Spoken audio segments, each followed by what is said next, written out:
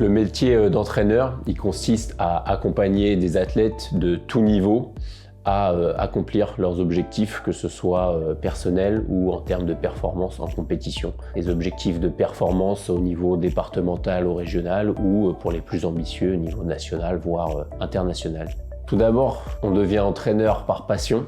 Le plus important dans le métier d'entraîneur, c'est vraiment la passion parce que c'est un métier qui demande énormément de sacrifices. Quasiment tous les week-ends, on est en compétition, on travaille souvent le soir jusqu'à très tard.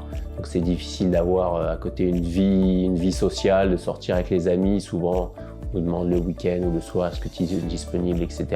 Pour garder cette envie d'entraîner, de travailler le soir, travailler les week-ends, etc., il faut vraiment aimer son métier, aimer le sport dans lequel on entraîne. Et le plus important pour être vraiment, pour durer dans ce métier, c'est la passion. Pour devenir entraîneur d'athlétisme, il suffit en fait de passer les diplômes fédéraux, donc de suivre les formations de la Fédération française d'athlétisme. Il y a différents niveaux et différentes spécialités dans les diplômes. D'abord, on peut passer les diplômes d'animateur, puis ensuite d'entraîneur et se spécialiser pour certaines disciplines comme le sprint ou le demi-fond, le saut, les lancers, etc. Ensuite, pour ce qui concerne le métier de préparateur physique, moi j'ai suivi ma formation aux États-Unis, donc j'ai passé le CSCS, mais sinon l'équivalent en France ce serait le BPJEPS. Donc c'est un brevet d'État qui permet de former des entraîneurs dans différents domaines, dont le domaine de la préparation physique. Sinon on peut aussi suivre un cursus universitaire en passant une licence ou un master STAPS dans le domaine de l'entraînement sportif. Une journée type, elle varie beaucoup en fait en fonction du sport dans lequel vous entraînez. Dans l'athlétisme, souvent les entraînements ils vont avoir lieu en semaine le soir. Il peut y avoir également des entraînements le week-end et très souvent des compétitions qui ont lieu également le week-end.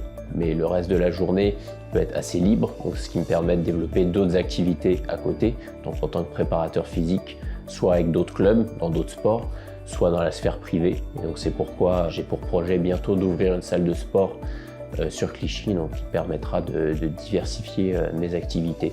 Ma plus grande satisfaction dans mon travail, c'est quand j'ai des athlètes qui viennent au club, qu'ils ont un objectif, qui m'en font part, qu'on travaille ensemble sur le long terme et que leurs efforts payent et que je vois ensuite qu'ils s'amusent, qu'ils prennent du plaisir et qu'ils atteignent leurs objectifs en compétition. C'est très agréable à la fois pour eux et pour moi parce que ça montre que le travail sérieux, discipliné sur le long terme, ça paye toujours. Les difficultés liées à mon métier, déjà en France, comme j'ai dit, on manque d'infrastructures et on manque de coach. Donc cette année, il faut savoir que j'ai un gros groupe. Bon, aujourd'hui, il y avait beaucoup d'absents, on n'était qu'une quinzaine, mais quand tout le monde est là, j'ai 30 athlètes en face de moi et je suis tout seul. 30 athlètes de différents niveaux.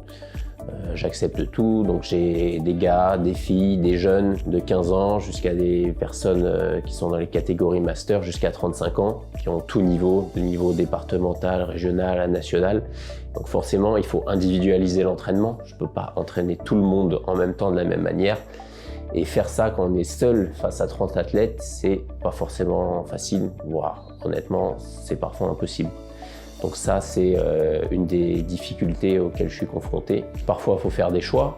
Par exemple, si j'ai seulement un tiers de mes athlètes qui sont qualifiés pour une compétition et que je dois les emmener un dimanche, le reste du groupe, il est là, il s'entraîne sans moi.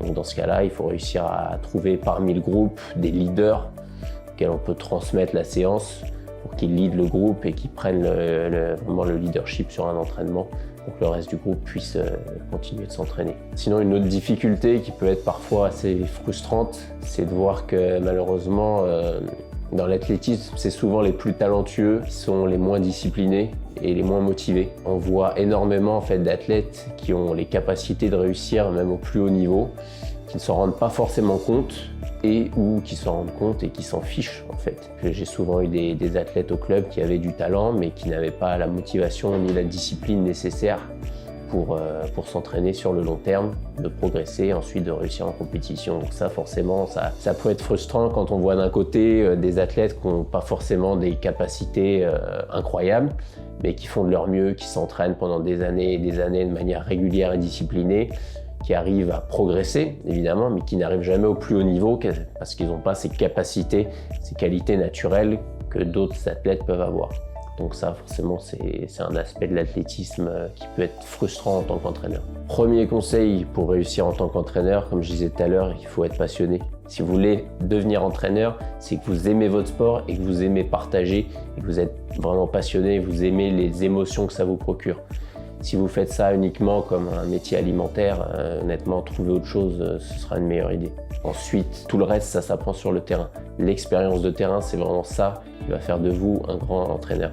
Donc si vous aimez pratiquer un sport, que vous pratiquez un sport en club et que vous pensez avoir cette fibre d'entraîneur et que vous aimez partager votre passion, aimez partager votre savoir, pourquoi pas vous renseigner auprès des dirigeants de votre club pour savoir s'il y a des formations à passer et si ce serait possible pour vous de devenir entraîneur. C'est vraiment accessible à tous, il faut vraiment que ça vienne de vous, que ce soit une envie de votre part. Mais si vous êtes passionné de votre sport, quel que soit votre niveau, quelles que soient vos connaissances, il y a forcément des formations que vous pouvez suivre et il n'est jamais trop tôt pour se lancer. Moi, comme je dis toujours, les diplômes, c'est super, mais ça ne suffit pas. Si vous vous arrêtez au diplôme, vous n'allez pas réussir dans le milieu de l'entraînement. Le plus important, c'est pas le diplôme. Le diplôme, c'est juste un bout de papier. Ce qui compte, c'est vraiment de prendre l'expérience sur le terrain, de ne pas avoir peur de se tromper. Même un entraîneur qui a 60 ans et qui est sur le terrain depuis 40 ans, il continue d'apprendre tous les jours. Et c'est ça qui est beau dans le métier d'entraîneur. Faut pas se dire j'ai un diplôme, j'ai un master, j'ai ci, j'ai ça, je connais tout et je me remets jamais en question. Ça, c'est la pire erreur à faire.